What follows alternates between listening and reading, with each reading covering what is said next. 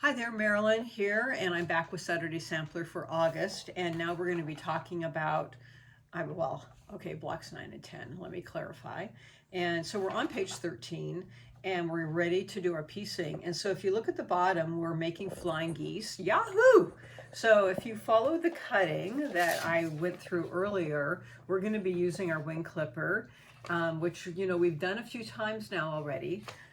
Yes, we have. So I've made the flying geese for the block, which is block 9. Okay, that's the one that I have that I'm demoing.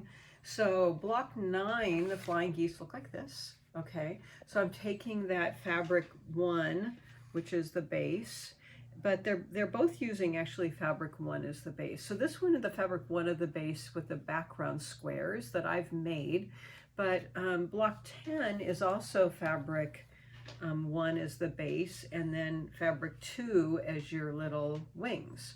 So you would make those also. So I just have those out, and then of course you're going to use your magic wand to mark those little wings first, and then your wing clipper to make your flying geese. Okay, so the cutting is showing using that big square and your 4 little squares to make your flying geese, and those little squares are cut. Let me just recheck that I cut those. They're the 3 1/4 inch squares. Okay, so you're ready to go. I'll put those aside, but you'll make your flying geese, and then you're going to be cutting those down to 4.5 by 2.5 by 4.5. I forgot for a second. I know, how could I do that?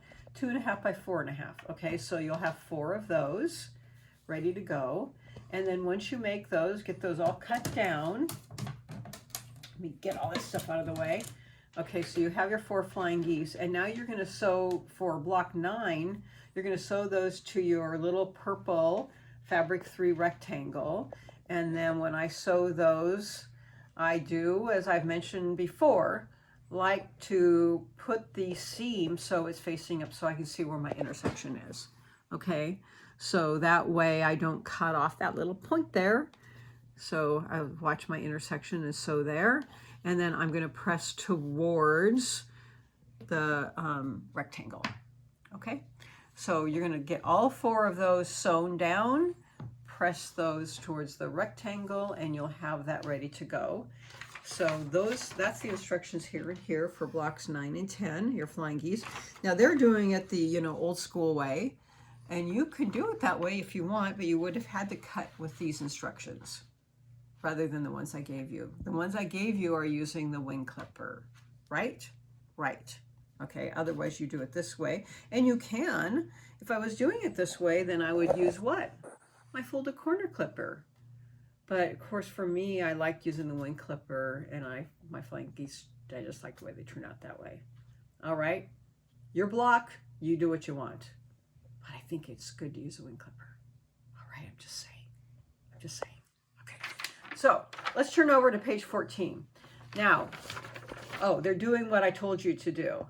Block 9 and 10, sewing those rectangles on. So for block 10, you're going to do the background onto that. So block 9, you have the purple. Block 10, you have the background. Make 4, right? 4 in each block. Yeah, we've kind of done this, so we know what's up. All right, so now we're doing the next block. That's a little block called Birds in the Air. How do I do that? Oh, I made a lot of blocks. How about that? So let me show you how you make it. Okay, so this is what you start with. You start with your 2.5 inch block and your little background triangles for block 9. So I like to get them set out in the orientation that they're supposed to be sewn. Otherwise, it's easy to get confused of how they go. So you get them sewn out, and of course you're going to make 4 of them. So I kind of will stack all 4 up, but this one I'm just going to show you how it goes.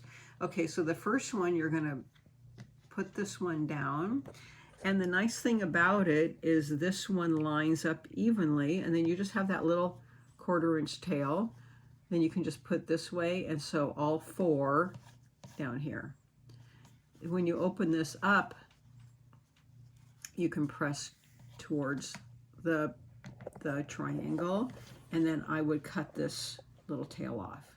Okay, so you have that there. So then I go back and reorient myself so that I don't get this sewn on in some wacky direction, which, have I ever done that before? Oh, absolutely. Okay, so cut this piece off, and then you're going to sew that one on so that looks this way. And then once you have that little tail off, this one lines up nice and square right there, evenly. And so you have a little bit of a 1/4 inch tail right there, and that 1/4 inch sews right down there. And then I'll press that open that way. Okay, and that's the result right here, and you should have a nice 1/4 inch seam there.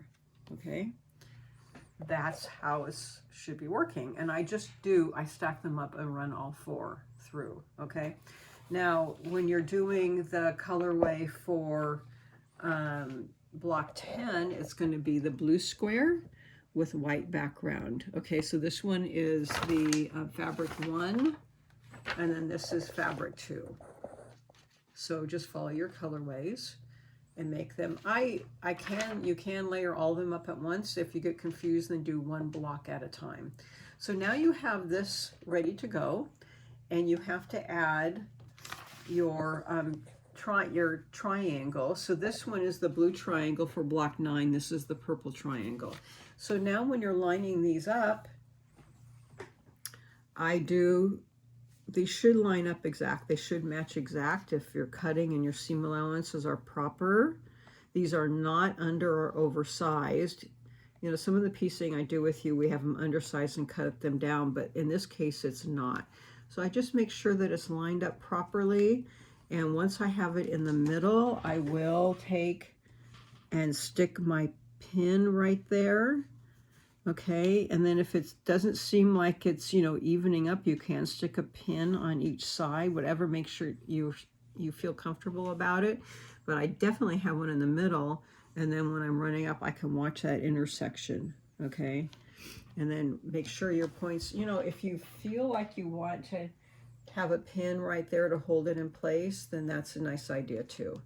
Okay, so sew those together, and then when you open that up, you have this nice intersection. Just try not to cut that point off, because you will notice it if it's cut off.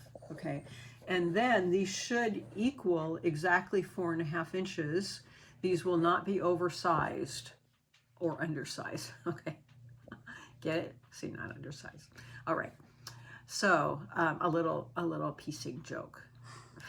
All right, I guess it's not a joke. Okay, in any case, it's not oversized, so you shouldn't have to cut it down, but when you measure it, it should be 4.5 inches square. All right, sometimes when we make these, they oversize them, but not in this case. So you got 4 of these that should measure 4.5 inches. Press it out towards this triangle that's not pieced. So you got 4 of those that look like this, and 4 that look like this. So now you should be ready to piece your block. So you have your center block. You should have 4 of these that will go in the corner.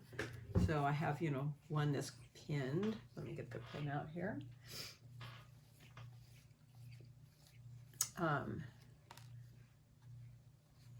So, you get that. That goes like that. Doesn't that look pretty when it's not pieced? It really does. Okay, now these, the flying geese goes in like this with a square out there. Okay, let me move that out of the way. But that's how the block goes. So it's nice because you don't have to match those up. There's no thing to match. Isn't that lovely? I really like that. Less pieces, less matching. Sometimes we have a lot of matching. So that's how the block goes for this one. You can see the layout for block 9. So you see that here. And of course I could show you right here. How about that? So here we have this out here like this. And then the blocks are floating out here. And then a center. Okay. And then when you look up here, we have just a background sitting out here. So it's the same thing with the center. Now, if you wanted to, you can play with your blocks and flip them around. You could have this floating on the outside to see what it looks like. You don't have to exactly follow the block. What? I know, you can mix it up a little. You could flip the colors around and see what it looks like. Crazy, right? Anyways, that's blocks 9 and 10. Beautiful, as always. So I hope that you're enjoying it. Enjoy your piecing this month, and we'll see you again next month. Take care. Bye-bye.